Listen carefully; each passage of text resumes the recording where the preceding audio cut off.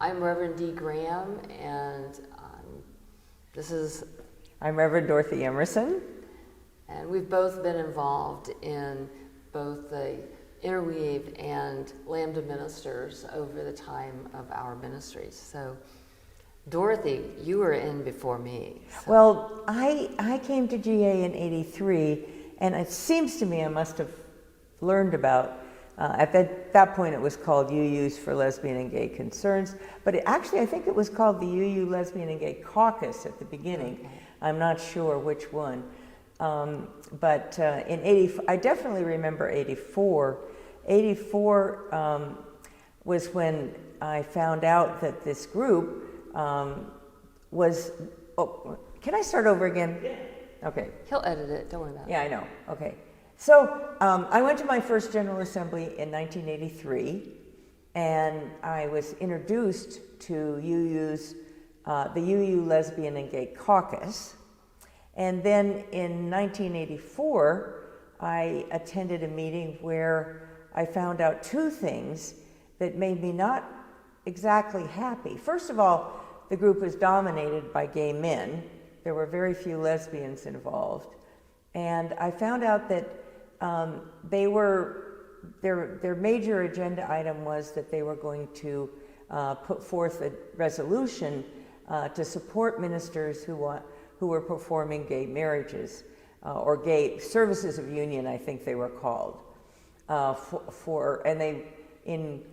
Yeah, that's right, it was services of union. Mm-hmm. And I had been in a group of women the year before, in '83, who had felt very strongly that the biggest thing we needed to work on was homophobia. We needed to develop some programs to help women's groups and to help congregations address homophobia so that gay people would feel more comfortable being part of the congregation. And so the idea of marriage to me in '84 seemed kind of irrelevant, because as a lesbian and as a lesbian feminist, my attitude toward marriage was it was a patriarchal institution, and it was certainly not something that we wanted to replicate in our relationships. And so who cared was basically my attitude. So I'm kind of an out there person. So I raised the issue, and of course I was shot down right away about no, it's really important. Ministers need their congregations and to support them in doing these things, because they're starting to get asked about it. So that part went ahead, the resolution was successful. But at the same meeting, I found out that they were also planning a gathering, which they were calling a Unitarian Universalist lesbian and gay convocation.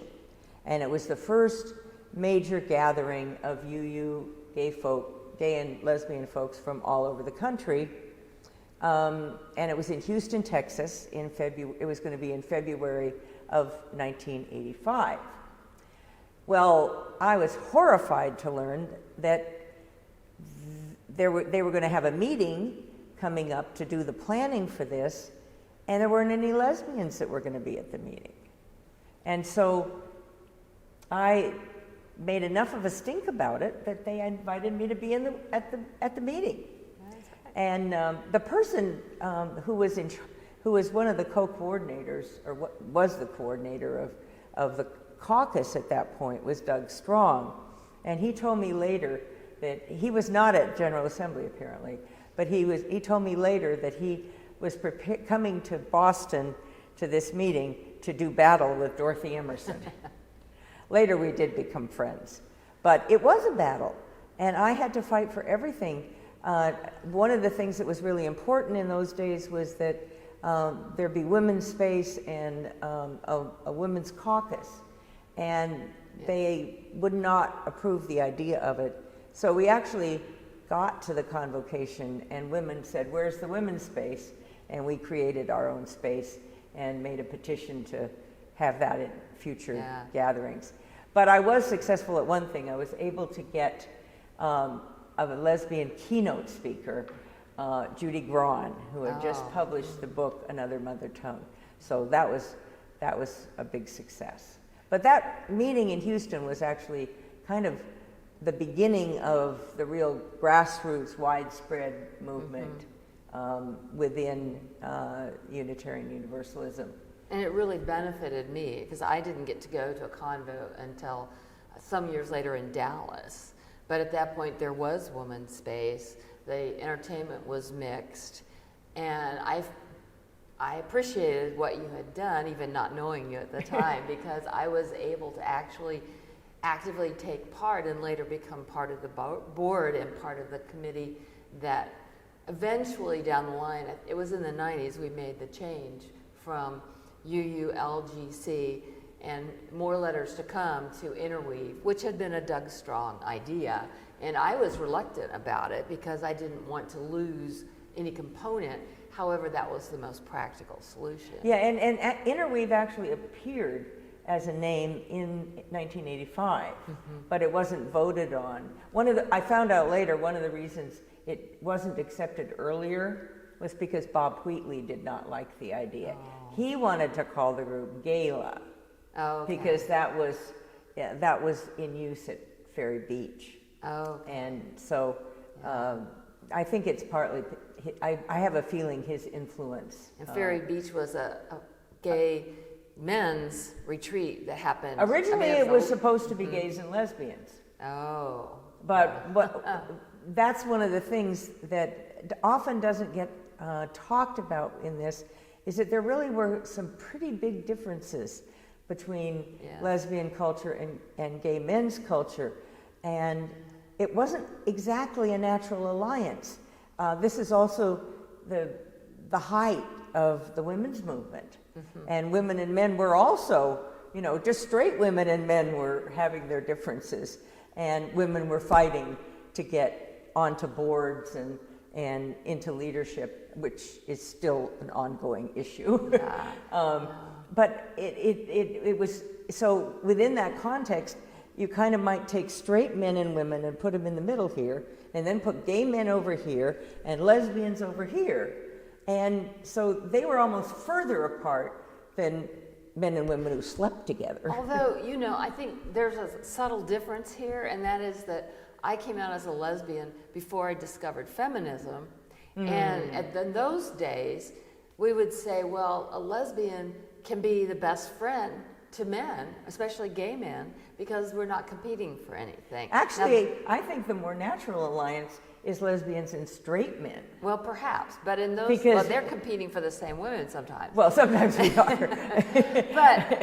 but I think, that beginning perspective made the whole difference going into the women's movement of, I didn't have relationships with men in the same kind of power structure that a woman coming from a heterosexual norm would have. So it was kind of just a little different. Not that it was any less, in the power structure, any less powerful, but it was just a difference. And so when I went to General Assembly in Hollywood, California, which I guess was 1990. 91, okay. Hollywood, Hollywood, Florida. That's right. Oh, wow. So Hollywood, Florida, I had been accepted to Starr King School for the Ministry, and I was on my way to seminary.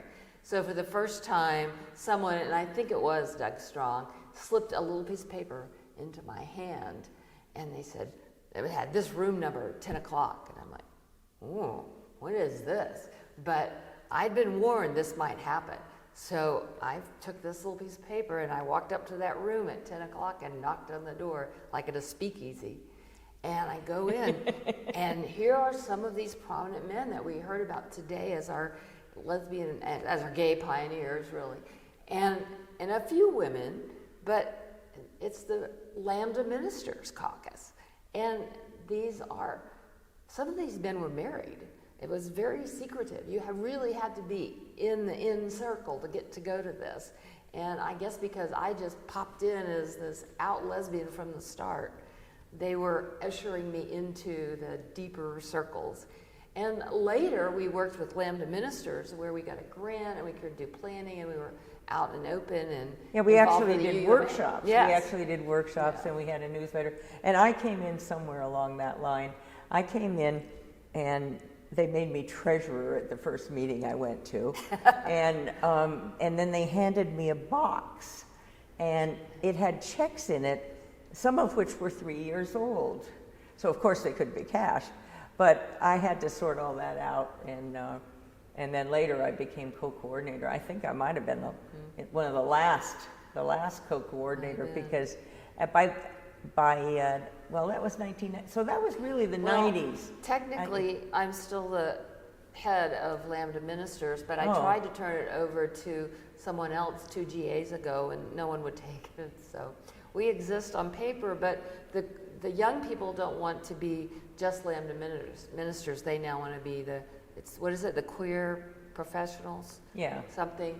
So, it's there for further development, but, Well, those of us it fulfilled a very important function, I'm sure, prior to either of us being involved, because it was a safe space where people who really seriously could not come out. I don't even know when it started. That would be a good thing to find out. I think one of the products that remains is that they try intentionally to have now among good offices people, gay and lesbian specialists. And that was one of our biggest requests as a ministers organization within the UU Ministers Association. Well, we had that. In 1998, when I was co-coordinator, we got a grant from the UU Ministers Association, the larger Ministers Association, to have a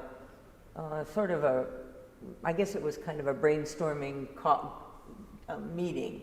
And I remember Helen Bishop facilitated. Okay. Helen Bishop is a lesbian but not a minister, but she's been a consultant and a coach to ministers. In fact, at one point she was my coach, and very helpful, very helpful. And Lynn Unger was there, and it was at Unity Church where Jay Deacon was. So Jay Deacon was there, and we met in 1998, and we talked about all the different things that the Guild should be doing. Yes. And could do, but the problem was that all the lesbian and gay ministers that were around, and by then I don't even think there were bisexual or trans yet, but or at least not out, but it was mostly lesbian and gay ministers. Nobody had any time. Right. Because in addition to doing their ministries, they were also doing other organizations. Yes. And so we had a lot of good ideas about what Lambda could do, but just like you found, nobody wants to do it because it wasn't such a desperate need anymore. Once we were out, once we were being settled, it wasn't such a desperate need. So what a path we have gone and seen in our lifetime. And that was just within one decade, because we're talking about like 91 to 98. That wasn't even a whole decade. So, and of course, it didn't fix what was out to be conquered yet, but it certainly gave us this kind of support we needed in those early years. And I think by 98, most ministers had their own support groups, including some straight ministers that were part of their support groups. So they didn't so much need to, you don't agree, you look like you... Well, my experience was different because I was in the South, I think. I mean, I don't know that that's the case, but in each section of the country is kind of different. Yeah, and I was in Massachusetts. I was in California. I mean, there were plenty of lesbian and gay people, and it wasn't an issue. When I went to the South to do ministry, it was a huge issue. And there weren't other LGBT ministers of many. So that's probably why I continued to be more involved, but there weren't a lot of colleagues on the same path. I remember setting a table at one General Assembly for Lambda ministers to meet when you had interest areas during UUMA during lunchtime.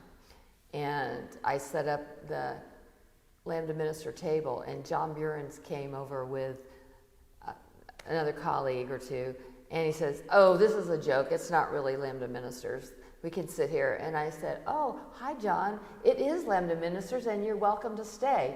And he just kind of looked at me. But then pretty soon, Gretchen Woods came over and sat down, and she says, this Lambda Ministers? And I said, well, yes, it is. And then John got up and left. I don't know. What was that about? Well, he didn't want to be identified. Well, apparently he thought he could steal your table. Well, you know, he would have been welcome to be a Lambda minister, but I guess he had other things to do. So, you know, that's kind of how it goes sometimes. But it's been great to have a place to do ministry and to have a denomination where we can become mainstream. So, Absolutely. Good to be here. Yes, it's good to be here. Absolutely. All right, thank you. Thank you.